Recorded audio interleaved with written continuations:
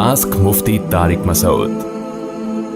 कितने सोने पर ज़कात है? मेरी बीवी के पास इस्तेमाल के लिए सोना है। बीवी के पास कितना सोना हो तो इस पे ज़कात फ़र्ज़ नहीं होती, और कितने सोने पर ज़कात फ़र्ज़ होती है। नीज़ नक़द पैसे कितने हो तो ज़कात फ़र्ज़ होती है। मुमताज़ अली ख़ान दुबई से। मुमताज़ अली, सोना अगर इस्तेमाल का भी हो तो ज़कात अदा करना उस पर लाजिम है, वाजिब है। बाकी कितने सोने पर होती है, तो अगर किसी के पास सोना, चांदी, माल तिजारत और नकदी यानी कैश रकम, इनमें से कुछ भी नहीं है, सिर्फ सोना ही है, तो फिर 7.5 तोले सोने से कम पे नहीं होती। लेकिन आजकल दुनिया में कोई भी ऐसा नहीं है जिसके पास सिर्फ सोना ही हो, 1 रुपया भी ना हो।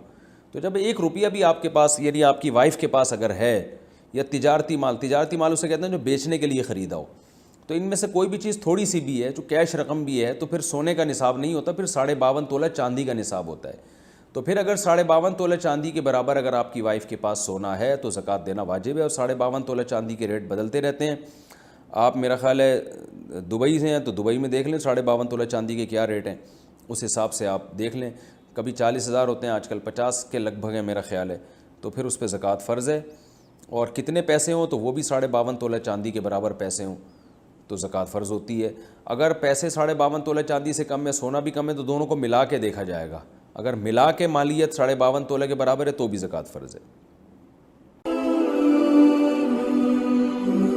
आस्क मुफ्ती तारिक मसूद।